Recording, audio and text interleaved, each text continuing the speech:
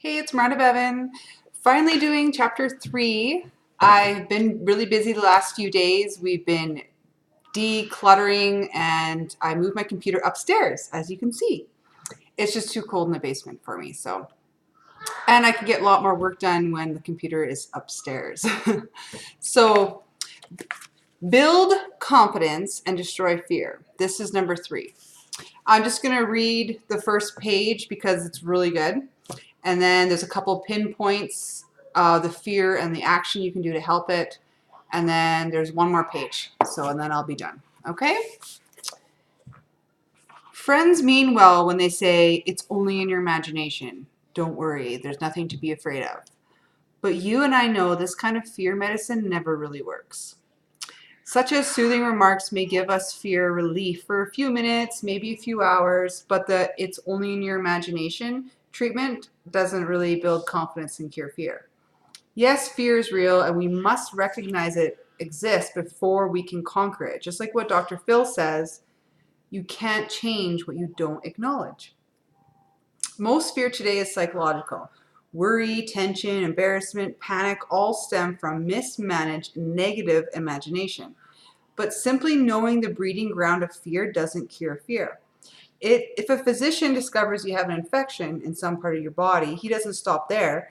He proceeds with treatment to cure the infection. The old, it's only in your mind treatment presumes fear doesn't really exist, but it does. Fear is real. Fear is success enemy number 1. Fear is success enemy number 1. Fear stops people from capitalizing on opportunity. Fear wears down physical vitality. Fear actually makes people sick. It causes organic difficulties. It shortens life. Fear closes your mouth when you want to speak. Fear, uncertainty, lack of confidence explains why we still have economic recessions. Fear explains why millions of people accomplish little and enjoy little. Truly, fear is a powerful force. In one way or another, fear prevents people from getting what they want out of life. Fear of all kinds and sizes is a form of psychological infection. We can cure a mental infection the same way we cure a body infection, with specific proved treatments. First, though, as part of our pre-treatment preparation, condition yourself with this fact. All confidence is acquired. It's developed. No one is born with confidence. Those people who radiate confidence, who have conquered worry, who are at ease everywhere all the time, acquired their confidence, every bit of it. You can too. This chapter shows how. The types of fear. So there's 8, and it shows a little blurb of like the action to do with that kind of fear. Embarrassment because of personal appearance. So what can you do about that? Improve it. Go to a barbershop, beauty salon, shine your shoes, get your hair or get your clothes clean and pressed. In general, practice better grooming. It doesn't always take new clothes. Fear of losing an important customer. Work doubly hard to give better service. Correct anything that may have caused customers to lose confidence in you. Fear of failing an exam. Convert worry time into study time. Fear of things totally beyond your control. Turn your attention to helping to relieve the fear of others. Pray. Fear of being physically hurt by something you can't control, such as a tornado or an airplane falling out of the sky. Switch your attention to something totally different. Go out into your yard, pull up weeds, play with your children, go to a movie. Fear of what other people may think and say. Make sure what you plan to do is right, then do it. No one ever does anything worthwhile for which he is not criticized. Fear of making an investment or purchasing a home. Analyze all factors, then be decisive. Make a decision and stick with it. Trust your own judgment. I follow my intuition. I just ask it, and if I get butterflies and then I know it's right.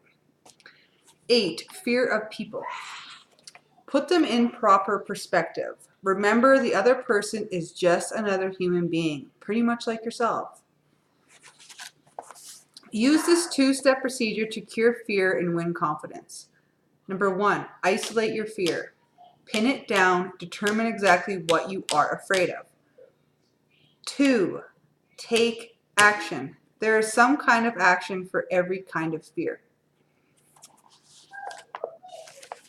And I think I was just going to read,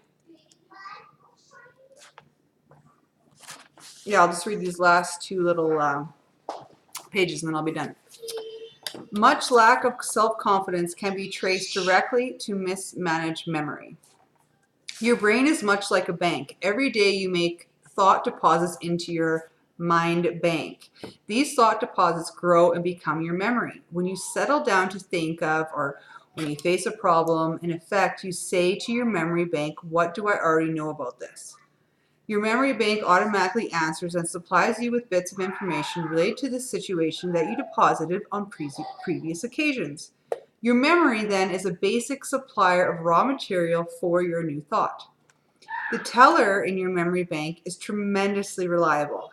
He never crosses you up. If you approach him and say, Mr. Teller, let me withdraw some thoughts I deposited in the past, proving I'm inferior to just about everybody else. He'll say, certainly, sir. Recall how you failed 2 times previously when you tried this? Recall that your 6th grade teacher told you told you about your inability to accomplish things. Recall that you overheard some fellow workers saying about you. Recall, and on Mr. Teller goes, digging out of your brain thought after thought that proves you are inadequate. But suppose you visit your memory teller with this request. Mr. Teller, I face a difficult decision. Can you supply me with any thoughts which will help give me a reassurance? And again, Mr. Teller says, certainly, sir. But this time he delivers thoughts you deposited earlier that you say you can succeed. Recall the excellent job you did in a similar situation. Recall how much confidence Mr. Smith placed in you. Recall what your good friends say about you. Recall Mr. Teller, perfectly responsive, lets you withdraw the thoughts deposits you want to withdraw. After all, it is your bank. So it's not only just the thoughts you have to control, it's the questions that you ask. It comes down to that it's so simple to be positive, and it's so simple to be successful. It's simple. It's just not easy because it takes work every day, and it's a lot to do up here on controlling your thoughts and controlling what you ask yourself, what you say to yourself. Like, that's what it really comes down to. Deposit only positive thoughts in your memory bank. Let's face it squarely. Everyone encounters plenty of unpleasant, embarrassing, and discouraging situations. But unsuccessful and successful people deal with these situations in directly opposite ways. Unsuccessful people take them to heart, so to speak. They dwell on the unpleasant situation, thereby giving them a good start in their memory. Oh, poor me. They don't take their minds away from them. At night, the unpleasant situation is the last thing they think about. Confident, successful people, on the other hand, don't give it another thought. Successful people specializing in putting positive thoughts into their memory bank. See? What kind of performance would your car deliver if every morning before you left work you scooped up a double handful of dirt and put it into your crankcase? That fine engine would soon be a mess, unable to do what you want it to do. Negative, unpleasant thoughts deposited into your mind affect your mind the same way. Negative thoughts produce needless wear and tear on your mental motor. They create worry, frustration, feelings of inferiority. They put you beside the road while others drive ahead. Do this. And these moments when you're alone with your thoughts, when you're driving your car or eating alone, recall pleasant, positive experiences. Put good thoughts into your memory bank. This boosts your confidence. It gives you that I sure feeling good feeling. It helps keep your body functioning right too. Here is an excellent plan. Just before you go to sleep, deposit good thoughts into your memory bank. Count your blessings. Recall the many things you have to be thankful for. Your wife, your husband, your children, your friends, your health. Recall the good things you saw people do today. Recall your little victories and accomplishments. Go over all the reasons why you're glad to be alive. I pretty much just do this automatically now. Withdraw only positive thoughts from your memory bank. So it's not only the thoughts you put in, it's the thoughts that you ask for and bring out. I was closely associated several years ago. Oh, yeah, now it just goes into a story. And my phone's ringing. So that will be it for today. Thank you for listening.